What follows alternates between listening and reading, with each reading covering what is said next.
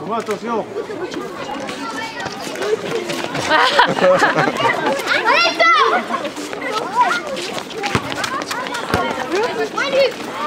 Descends les gars. On regarde un petit peu.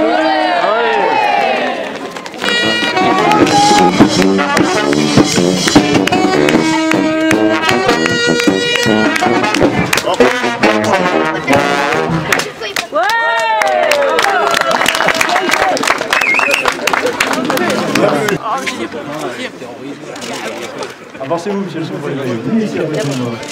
Voilà, tant pis pour les photographes. Tu tires, fais pas tomber la place. On y va?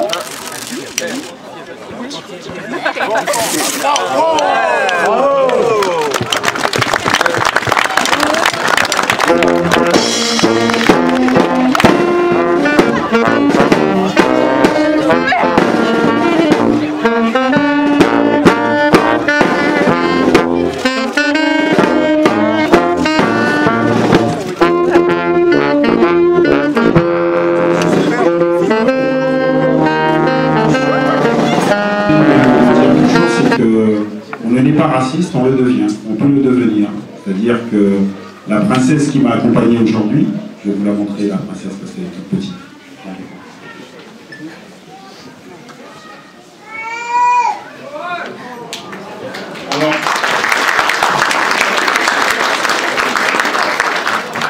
Alors, Rachel, tu as quel âge? Rachel a 6 ans. En fait, l'idée, c'est que Rachel va devenir une grande jeune fille et elle va être conditionnée par pas mal de choses, par sa propre famille, par la société dans laquelle elle va vivre. Et peut-être que Rachel va un jour se sentir faisant partie d'un groupe. Parce qu'en fait, le racisme, c'est avant tout de quel groupe j'appartiens. Et malheureusement, l'histoire a créé certains groupes selon la couleur de la peau, par exemple. Il y a des noirs, il y a des blancs, il y aurait d'autres couleurs. Et ce qui est triste, c'est que l'histoire a voulu que certains pensent qu'il y aurait plus de droit à être ce qu'ils sont. Et pour bien comprendre ce conditionnement, c'est exactement la même chose entre les hommes et les femmes. Quand je parle de groupe, de division de l'espèce humaine, c'est-à-dire que depuis la nuit des temps, il y a une division entre les hommes et les femmes. Et dans l'inconscient collectif, les hommes auraient plus de... J'ai tout démonté, t'éteins.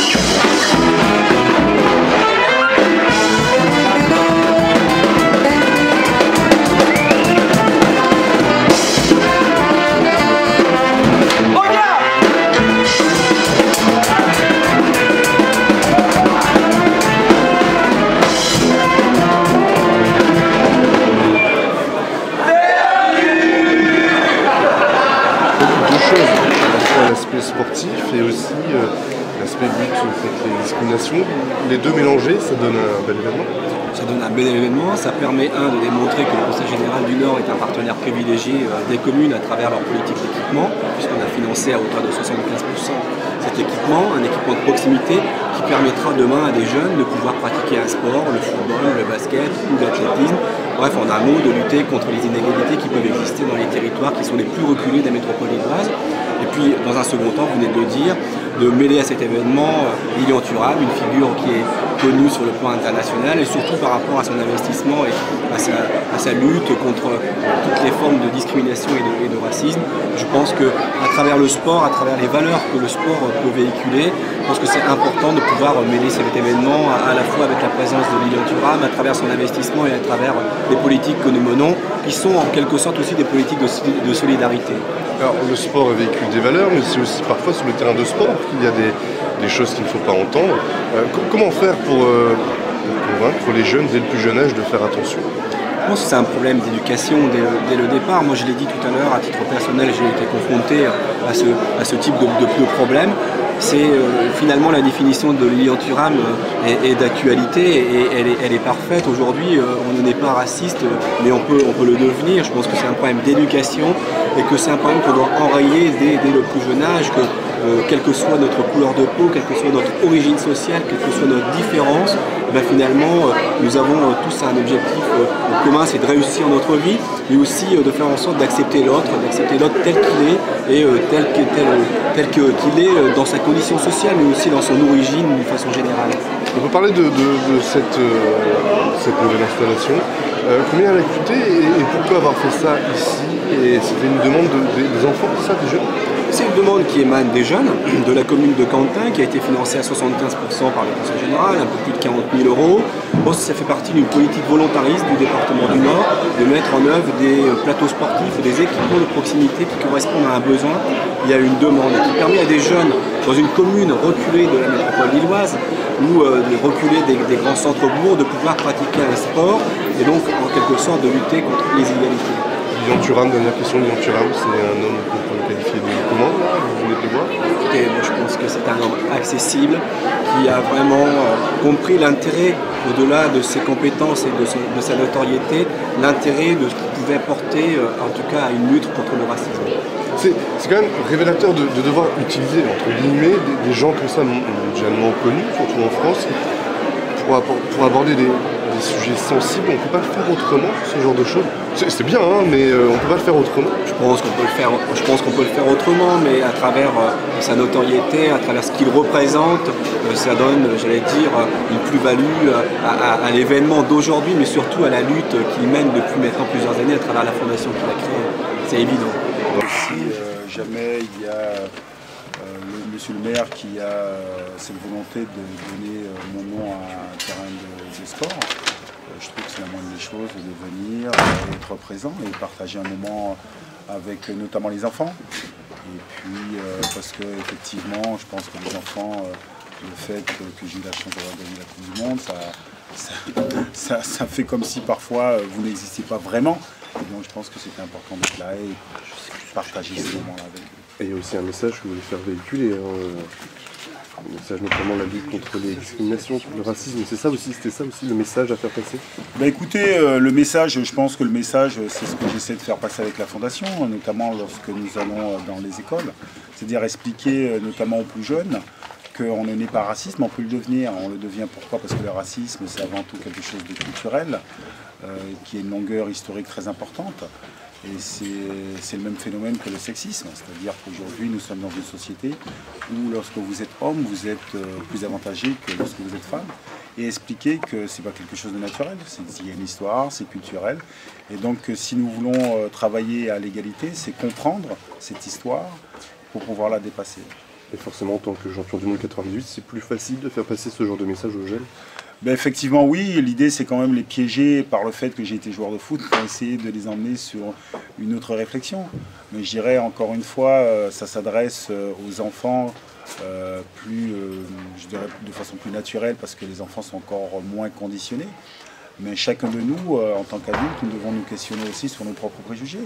Parce que ces préjugés sont dus à notre propre culture, à notre propre vécu, au conditionnement qu'on a reçu. Et donc c'est très important de nous questionner sur les conditionnements. Et en règle générale, on a tendance à avoir honte de ces préjugés. Je pense que non. Encore une fois, il ne faut pas tomber dans une certaine victimisation, il ne faut pas tomber dans un sentiment de culpabilité et comprendre que c'est le fruit de l'histoire et que parfois, malheureusement, l'histoire nous a enfermés dans des groupes. Et en règle générale, quand vous êtes dans votre groupe, vous pensez toujours que votre groupe est mieux que l'autre groupe. Et l'important, justement, c'est de faire comprendre qu'il n'y a pas de groupe. Voilà. Dernière question pour moi. Le sport, c'est véhicule des valeurs, mais c'est aussi un endroit où il se passe des choses pas forcément très bonnes, très bien. Là, actuellement, le sport, c'est toutes les dérives qu'on peut avoir. Quel regard vous portez sur ça? Bah, tout d'abord, vous savez, en règle générale, le sport, et notamment le football, parce que quand on parle de sport, on parle souvent du football, parce que c'est le sport numéro 1 en France. Mais le sport véhicule les messages qu'il y a dans la société, parce que le sport n'est pas hors société. Et effectivement, toutes les dérives qu'il y a dans la société se retrouvent dans le milieu sportif. Et ça aussi, je pense qu'il faut le dénoncer. Les sportifs sont conscients qu'ils montrent l'exemple et du coup, quand ils font des choses comme ça, notamment par rapport au racisme, ça donne le mauvais exemple pour le coup? Bah écoutez, ça dépend des sportifs. Hein. Je dirais que chacun a sa propre personnalité. Il y a des sportifs qui sont conscients, d'autres qui sont pas conscients. Mais je dirais dans le monde politique ou même dans les médias, il y a des personnes qui sont très conscientes de ce qu'il faut dire ou ne pas dire, et d'autres non. Donc encore une fois, ça rejoint avant tout la conscience au nom de la vie.